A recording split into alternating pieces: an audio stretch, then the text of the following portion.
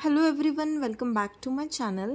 आजच्या व्हिडिओमध्ये आपण मालफिजन्स, मिसफिजन्स आणि नॉन फिजन्स ह्या तीन कन्सेप्ट ज्या आहेत त्या जाणून घेणार आहोत.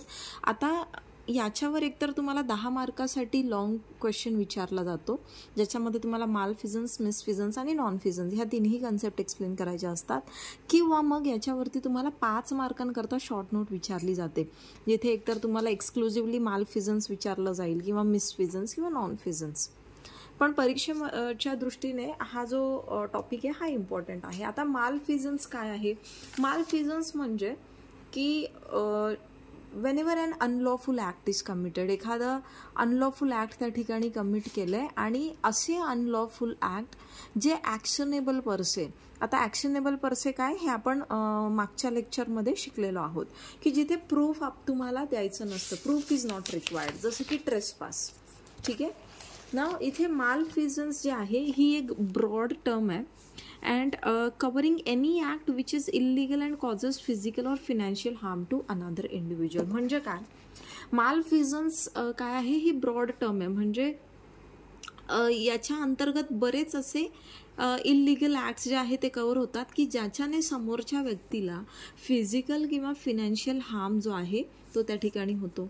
आता हा ॲक्ट कसा आहे? इंटेन्शनल आहे, म्हणजे हा जाणीवपूर्वक, हेतुपूर्वक केलेला असतो. ठीक आहे. इथे असं नाही की चुकून काहीतरी झालं किंवा निष्काळजीपणा होता. No, here intention is there, म्हणजे intentional act of doing something wrong. ठीक आहे, इदर लिगली रॉंग किंवा morally wrong. Now it is not a different crime or tort, but the word malfeasance is used to narrate any act that is criminal or any wrongful act which causes injury to any person. मग आता मालफिजन्स म्हणजे हा काही वेगळा trout आहे का? जसं की आपण बघितलं की ट्रेसपास आहे, त्यानंतर न्यूएसन्स आहे, नेग्लिजन्स आहे, स्लँडर आहे. तर हे काय आहे? हे टॉर्टमधले प्रकार आहेत बेसिकली, की हा टॉर्ट आहे, हा टॉर्ट आहे, हा टॉर्ट. तर मालफिजन्स काय? हा एक डिफरंट क्राईम नाही आहे याच्यातला, टॉर्टमधला. ठीक आहे. बट याच्यामध्ये म्हणजे मालफिजन्स हा जो वर्ड आहे हा कशा करता यूज केला जातो? It is use to narrate any act that is criminal or any wrongful act which causes injury to any person.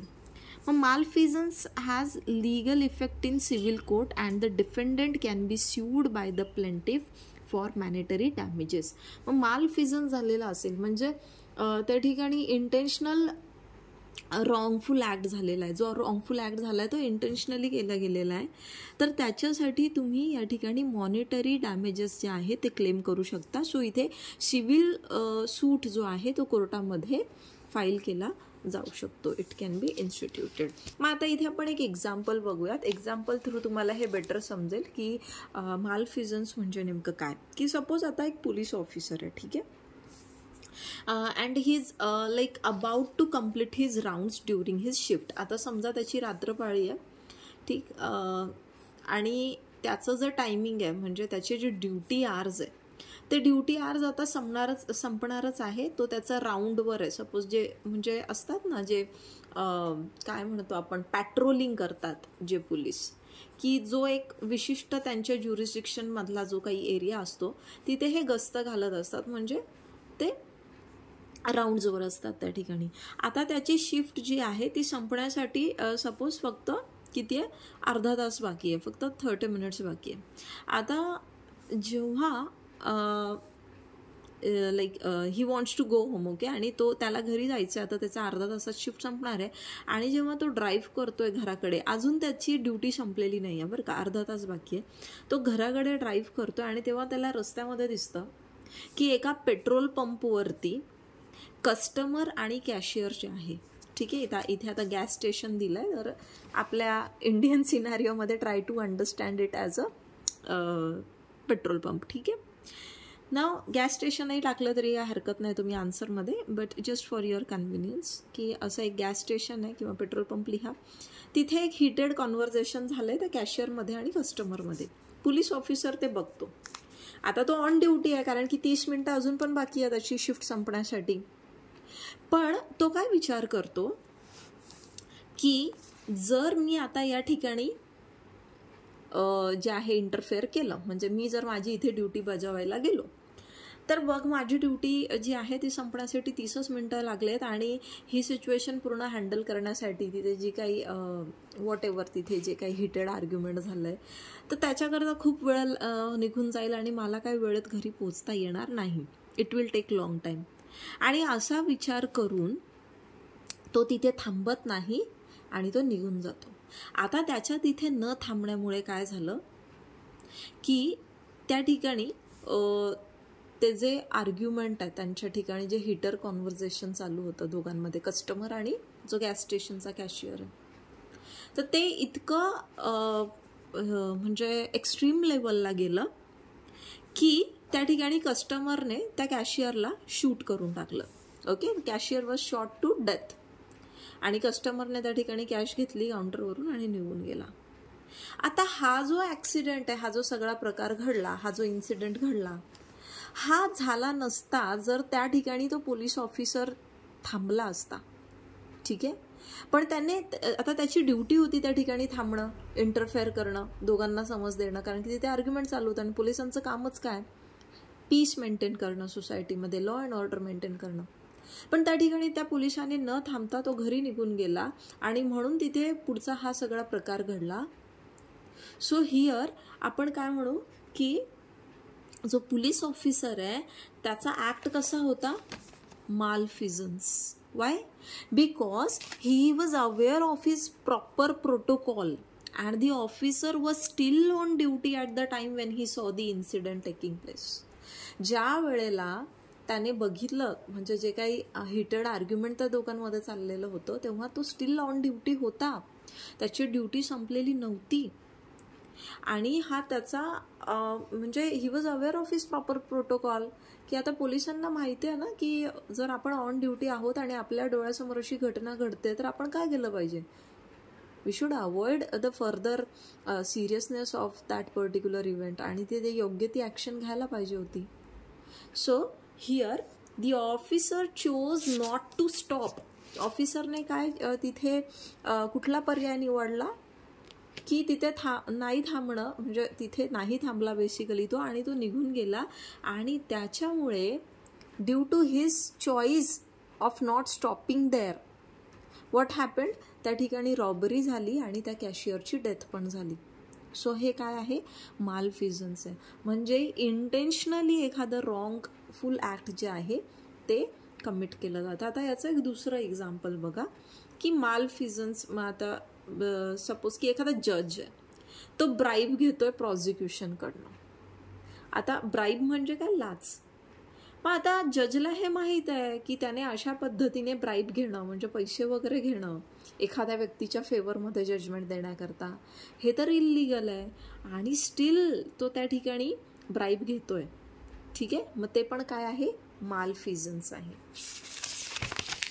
Now let's see misfeasance. आता मिसफिजन्स काय, आता इथे मालफिजन्समध्ये आपण काय बघितलं की मालफिजन्समध्ये इंटेन्शनली तो रॉंगफुल ॲक्ट कमिट करतोय.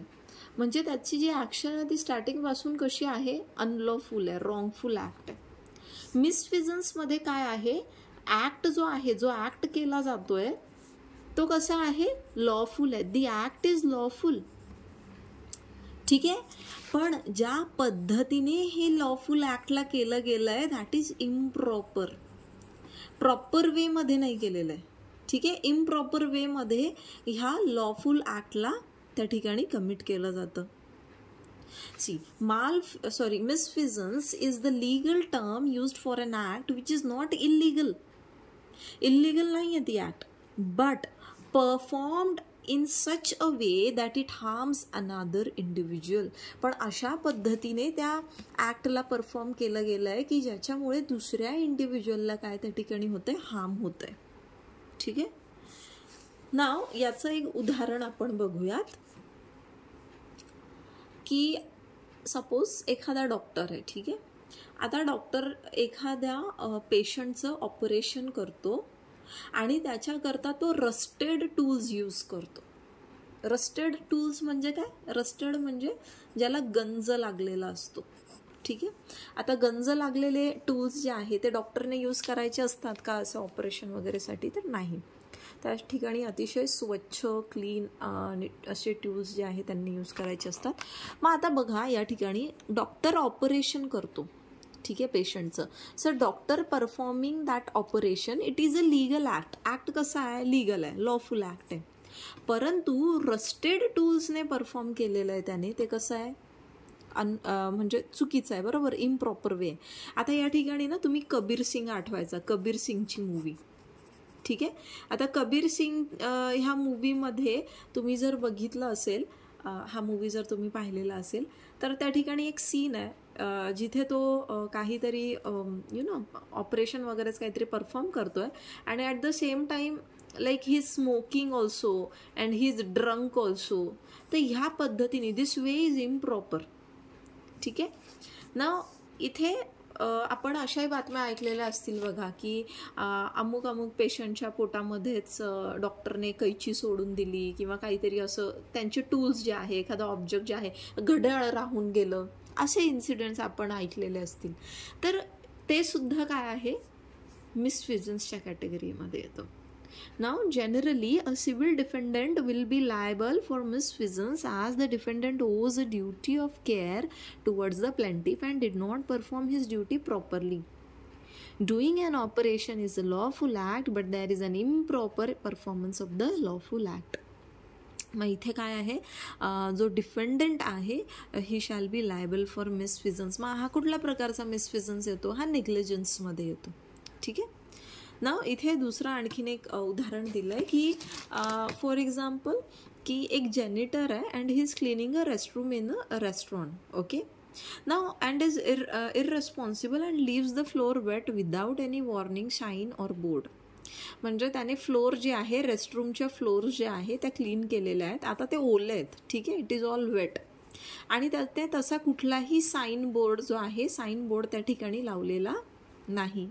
आणि त्याच्यामुळे काय होतं आहे की एखादी व्यक्ती तिथून घसरून स्लिप होते, ते ओलं फ्लोअर आहे म्हणून स्लिप होते, पडते आणि त्या व्यक्तीला इंजुरी होते. मग इथे सुद्धा आपण काय म्हणू, ह्या जेनिटरच्या पार्टवरती काय आहे की मिसफिजन्स झालेला आहे. दिस इज अन एक्झाम्पल ऑफ मिसफिजन्स, कारण ही ड्युटी आहे त्यांची की त्यांनी त्या पद्धतीने साईन बोर्ड वगैरे जे आहे ते लावायला हवं. आता याच्या संदर्भात एक बघा, एक फार इंटरेस्टिंग केस आहे, Jasbir Kaur versus state of Punjab. आता याच्यामध्ये काय झालं की न्यूबॉर्न बेबी वॉज मिसिंग, म्हणजे त्या ठिकाणी बाळाला जन्म दिला, डिलिव्हरी वगैरे झाली त्या आईची, आणि तिचं जे नवजात शिशु होतं ते त्या ठिकाणी मिसिंग होतं. मग आता खूप शोधल्यानंतर ते न्यूबॉर्न चाइल्ड जे होतं, it was found dead in the washroom and his one I was squeezed out. मग भरपूर शोधाशोध झाली आणि फायनली ते बाळ कुठे सापडलं, मृत अवस्थेत सापडलं वॉशरूममध्ये, आणि त्याचा एक डोळा जो आहे ना, इट वॉज स्क्वीज्ड आउट, ठीक आहे. मग इथे हॉस्पिटल जे आहे त्या हॉस्पिटलला लायबल त्या ठिकाणी धरलं गेलं. वाय? कारण की त्यांच्या पार्टवरती नेग्लिजन्स झाला, ही त्यांची ड्युटी होती, ठीक आहे. त्यांची ड्युटी होती काय की ते जे काही डिलिव्हरी वगैरे त्या ठिकाणी झाली आहे, तर त्या डिलिव्हरीनंतर जे काही बाळ जन्माला आलं आहे तर त्या बाळाची प्रॉपर केअर वगैरे, कारण की हॉस्पिटलच्या कस्टडीमध्ये आहे ना सध्या, ते कस्टडीमध्ये म्हणजे त्यांच्या वॉट विश आहे की त्यांच्या हद्दीत आहे. हॉस्पिटलमध्ये असताना त्या बाळाची काळजी घेणं, पेशंटची काळजी घेणं, एव्हरीथिंग इट इज हॉस्पिटल की रिस्पॉन्सिबिलिटी, राईट. जेव्हा डिलिव्हरी वगैरे होते आणि मग त्या बाळाला नेतात असं एक वॉश करण्यासाठी वगैरे आणि जरा जी काय प्रोसिजर असते, तर त्या दरम्यान हे बाळ जे आहे म्हणजे त्याच्यासोबत असा एक म्हणजे ही अशी घटना घडली, फार दुर्दैवी. आणि इथे कोर्टाने सांगितलं की जे हॉस्पिटल आहे, हॉस्पिटल या ठिकाणी लायबल आहे. आता nonfeasance in tort law.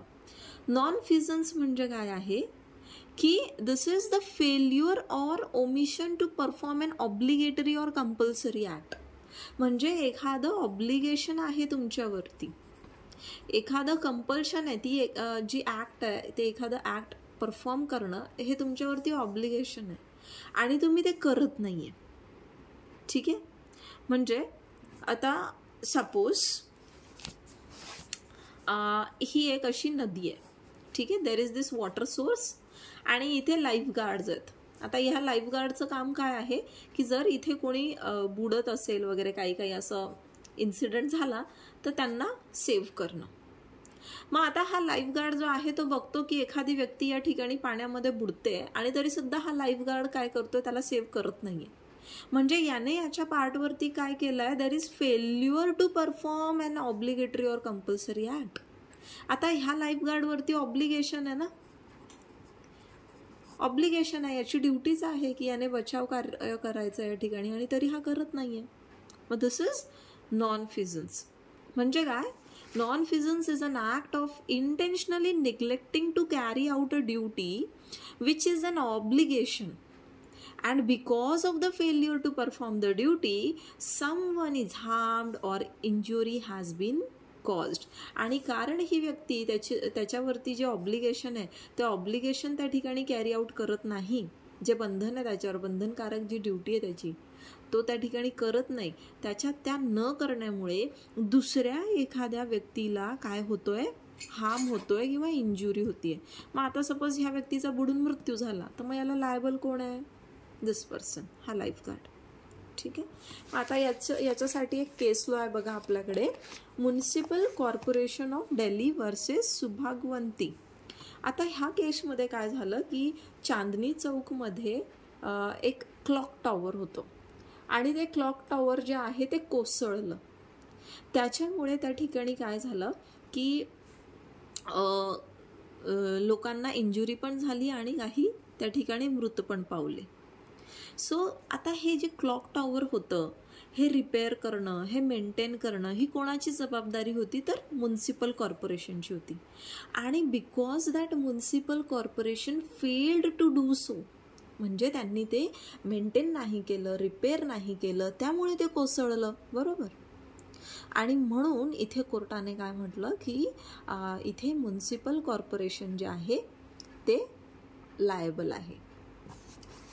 So basically इथे यांच्यामध्ये फार आपण असं म्हणू की सूक्ष्म असा डिफरन्स आहे माल फिजन्स, मिसफिजन्स आणि नॉन फिजन्समध्ये. पण ह्या प्रत्येक म्हणजे ह्या तिन्ही प्रकारच्या सिच्युएशनमध्ये काय होतं, इंजुरी कोणाला तरी कॉज झालेली असते, एकतर ती म्हणजे प्रॉपर्टीला असेल किंवा व्यक्तीला असेल. सो आय होप तुम्हाला हे समजलं असेल.